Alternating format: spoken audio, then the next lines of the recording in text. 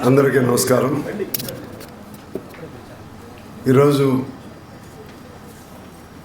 ఈ కార్యక్రమానికి నేను హాజరు కాలేకపోయి ఉంటే నేను ఒక అద్భుతమైనటువంటి ఘటనను మిస్ అయి ఉండేవాడిని.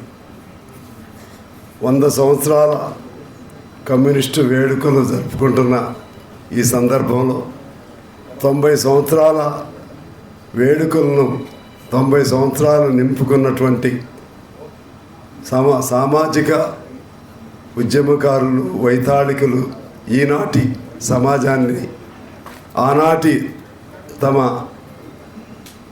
కవిత్వం ద్వారా కానీ, పాటల ద్వారా కానీ, లేకుంటే కళారూపాల ద్వారా కానీ ఈనాటికి వెలుగురేఖలు పంచుతున్న 90 సంవత్సరాల గొప్ప మా ప్రీతమ ముగ్గురు కూడా నాకు అత్యంత ప్రీతములు. వారి కార్యక్రమాన్ని నేను మిస్ అయి ఉంటే నేను నా జీవితంలో ఒక శూన్యత ఉండేదేమో అని నేను భావిస్తూ ఉన్నాను.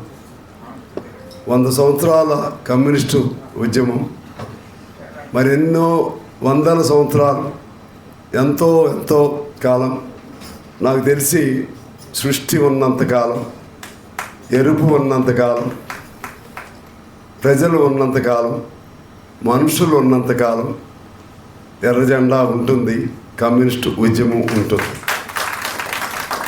అలాగే మాలాంటి మా తర్వాత తరాల వారు కూడా కొద్దిగా చైతన్యం కలిగి మన త్రిమూర్తులు, విప్లవ త్రిమూర్తుల్ని గుర్తుపెట్టుకుంటే కమ్యూనిజం ఎలా చిరస్థాయిగా ఉంటుందో ఆ ముగ్గురు కూడా ఈ ఎర్ర సిరాతో రాసిన చరిత్రలో ఆ ముగ్గురు కూడా చిరస్థాయిగా నిలబడతారని నేను భావిస్తా ఉన్నాను. మా రామారావు గారు ఆయన ఎంతటి గంభీరంగా జరిగే సభనైనా హాస్యపు మాటల ద్వారా ఆహ్లాదపరుస్తూ, ఎండల్లో మీటింగ్నైనా ఆయన వాక్చాతుర్యం ద్వారా ఎండ లేకుండా ఏమంటారు శీతాకాలపు దారల్లాగా ఇప్పుడు చలిలో వేడి ఆయన ఆహ్లాదంతో కూడిన మాటల ద్వారా వేడి పుట్టిస్తూ ఉన్నారు. ఆయన ఏమంటున్నారు, మమ్మల్ని చెడగొట్టారు అంటున్నారు. మీరు చెడిపోవటమే మంచిదని మా అభిప్రాయం. ఎందువల్లంటే ఒక చెడ్డవాడిని చూస్తే ఎలా చెడిపోకుండా ఉండాలో నేర్చుకుంటాం. అలాగే మీలాంటి చెడ్డవాళ్ళు ఎంతోమంది ఉంటే మాలాంటి వాళ్ళు మేము చెడిపోకుండా ఆ చెడ్డవాళ్ళ అడుగుజాడల్లో నడుస్తాం. కాబట్టి మీరు చెడిపోవాలి, మేము చెడిపోవాలి, అందరూ చెడిపోవాలి. చెడిపోయి సమాజాన్ని చెడి మార్గంలో జరగకుండా దీన్ని నిలబెట్టాలి. ఆ క్రమంలోనే నాకు వ్యక్తిగతంగా కూడా అన్న నాకు చాలా ఇష్టం. మొదటి నుంచి కూడా అన్న, ఆయన పుట్టేవారికి అన్న, పుట్టబోయేవారికి అన్న, పెరిగేవారికి అన్న. మన ప్రజానాట్య మండలి కమ్యూనిస్ట్ పార్టీ ఇందాక నేను చెప్పినట్లుగా గుర్తు పెట్టుకోవటమే కాకుండా గుర్తెరిగే విధంగా చేయగలిగిన చైతన్యవంతులు ఉంటే తరతరాలకు ఆయన అన్నగానే నిలబడతారు. అలాగే ప్రతాపరెడ్డి గారు నా దృష్టిలో ఆయన ఎప్పుడూ ఒక విప్లవ వీరుడు. ఆయన కలం పట్టగలుగుతాడు, మాటల తోటాలు కురిపించగలుగుతాడు, ఓ భగత్ సింగ్ని సాక్షాత్కారం చేయగలుగుతాడు, ఓ వేరాను సాక్షాత్కారం చేయగలుగుతాడు. తన ఆచరణలో కూడా వాళ్ళ అడుగుజాడల్లో నడిచేటువంటి మా ప్రీతమ యువనేత, ఇప్పుడు కూడా యువనేత ఆయన మా ప్రతాపరెడ్డి గారు. అలాగే ఏటుకూరు ప్రసాద్ గారు, నాకు ఆయనకు తెలియకుండానే ఆ కుటుంబంతో నాకు సాన్నిహిత్యం ఉంది. మా మూర్తి నాకు అత్యంత స్నేహితుడు. అంటే వాళ్ళ అన్నగారి తనయుడు మూర్తి. నేను మా మూర్తిని అప్పుడప్పుడు సరదాగా అంటా, అరే నువ్వు పండిత పుత్ర పరమ సుంటరా నువ్వు అంటే సరదాగా. ఎందుకనంటే ఏటుకూరు బలరామమూర్తి గారు మనందరికీ తెలుసు, ఆయన పెద్ద ఆయన అనుకుంటా, లేకపోతే కృష్ణమూర్తి గారు పెద్ద తెలియదు. బలరామమూర్తి గారు ఆయన చరిత్రను మదించి, చరిత్రను, దేశ చరిత్రను, తెలుగు చరిత్రను, ఆంధ్రప్రదేశ్ చరిత్రను, మొత్తం మానవజాతి చరిత్రను మదించి శోధించి అనేక వెలుగులు పంచినటువంటి గొప్ప వ్యక్తి. మా చిన్నప్పుడు నేను, మా మధుకర్ గారు, మేమందరం క్లాసులు 40 రోజుల క్లాసుల్లో ఆయన మనిషి ఇంతే ఉండేవాడు. చేతిలో చాక్ పీస్ తీసుకుని బోర్డు దగ్గర బోర్డు పెద్దది, ఆయన ఎంత, కానీ ఆయన రాస్తూ ఉంటే మాకెంతో, ఇంకా అది ఒక విజ్ఞాన కని, ఇంకా ఏమి తెలుసుకోవాలి, ఏమి మిస్ అవుతాము అనే ఆ పద్ధతిలో గొప్ప, అంత మేధావి. ఆయన తమ్ముడు కృష్ణమూర్తి గారు మొన్నే 100 ఏళ్ళు కూడా 101 సంవత్సరం అనుకుంటా పూర్తి చేసుకున్నారు.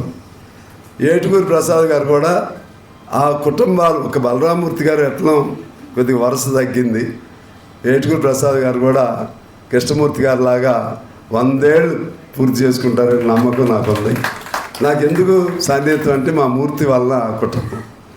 ప్రసాద్ గారు వాళ్ళు ఎంత ఔదార్యం అంటే వాళ్ళ ఆర్థిక పరిస్థితులు వాటి సంగతి నాకు తెలియదు. ఆయనకి ఏ కొద్ది డబ్బు వచ్చినా అది సంస్థకి ఇచ్చేస్తాడు. ప్రజానాట్య మండలికి నాకు ఏదో విన్నాను ఈ మధ్య 1 లక్ష రూపాయలు ప్రజానాట్య మండలి, అంతేనా కేవీ? 1 లక్ష. అట్లే అభ్యుదయ రచయితల సంఘానికి. అలాగే కృష్ణమూర్తి గారు, మా మూర్తి వాళ్ళ నాన్నగారు, ఆయన 1 లక్ష తెలంగాణ పార్టీకి, ఇంకొంత ఆంధ్రప్రదేశ్ పార్టీకి ఈ మధ్య వాళ్ళు కూడా ఇచ్చారు. మా మూర్తి కూడా అంతే, జేబులో రూపాయి ఉంచుకోడు.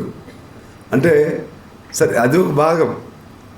అన్నిటికంటే మించి ఆర్థికపరమైనటువంటి ఔదార్యతే కాకుండా అంత గొప్ప కుటుంబంలో పుట్టి వాళ్ళు ఆ రోజు అనేవాళ్ళు, మగ్దుమ్ మొహిద్దీన్ గారు నిజాం నవాబు ఆయన్ని ప్రస్తుతిస్తూ కానీ స్తోత్రిస్తూ కానీ ఒక చిన్న పదం రాస్తే గొప్ప స్థాయిలోకి వెళ్ళేవాడని. కానీ అంత గొప్ప కుటుంబంలో పుట్టి, గొప్ప మేధావుల కుటుంబంలో పుట్టి, వాళ్ళ జీవితాలన్నీ కూడా కమ్యూనిస్ట్ పార్టీకు, ఎర్రజెండాకు, తద్వారా సమాజానికి అంకితం చేసినటువంటి ఆ ముగ్గురు విప్లవ వీరులుగా నేను భావిస్తున్నాను. నేను చెప్పేది ఏంటంటే, మీరు లేకపోవచ్చు, కానీ మీరు విత్తిన విత్తనాలు సమాజాన్ని నడుపుతానే ఉంటాయి. మీలాంటి వాళ్ళు లేకపోతే, ఆ రోజుల్లో మీలాంటి వాళ్ళు లేకపోతే తెలంగాణ సాయుధ పోరాటాల లాంటి పోరాటాలకు రక్తం ఎక్కడి నుంచి వచ్చేది, పౌరుషం ఎక్కడి నుంచి వచ్చేది, ఆ పోరాట పటిమ ఎలా వచ్చేది? ఇప్పుడు మనం విమలక్క పాడింది, ఆ అమ్మాయి గొంతు నాకు ఎప్పుడు స్పెషలే.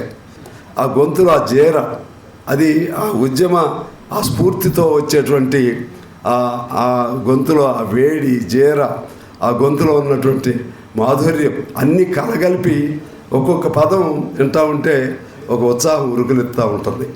ఆ ముగ్గురు కూడా నాకు తెలిసి మీరు లేకపోయినా సరే ఖచ్చితంగా ఈ సమాజాన్ని నడిపిస్తూనే ఉంటారు. నేను మీకు చెప్పదలుచుకుంది ఏంటంటే, మీలో కవులు ఉన్నారు, గాయకులు ఉన్నారు, కళాకారులు ఉన్నారు.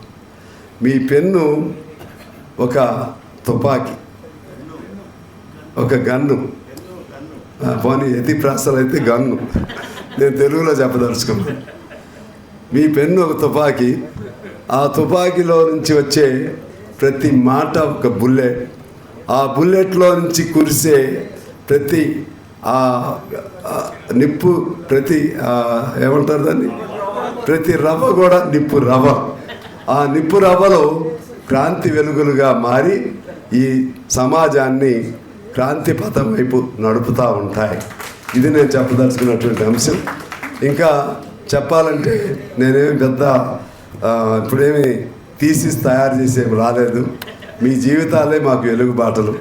ఈ కాలంలో మాలాంటి వాళ్ళం లేకపోతే ఇంకా మాకంటే చాలా పెద్దవాళ్ళు కూడా ఎత్తిన జెండా దించకుండా ఎర్ర జెండా భుజం మీద పెట్టుకొని ఓపుకున్నంతకాలం జెండాను మోయటానికి సిద్ధపడి బ్రతికినంతకాలం ఆ జెండాను మోస్తూనే మరణించిన తర్వాత జెండా కప్పుకుని మరణించాలనేటువంటి ఆ బలమైన గాఢమైనటువంటి ఆ ఇచ్చ వాంఛ మాలో రేకెత్తించిన మీ ముగ్గురికి నేను శాల్యూట్ చేస్తూ ఆ విధంగా మీరు 100 ఏళ్ళు నిండు 100 ఏళ్ళు ఉండాలని చెప్పి ఉంటూనే మాకు ఆ మార్గదర్శకత్వాన్ని వహిస్తూ మీరు ముందుకు వెళ్తూ ఉండాలి.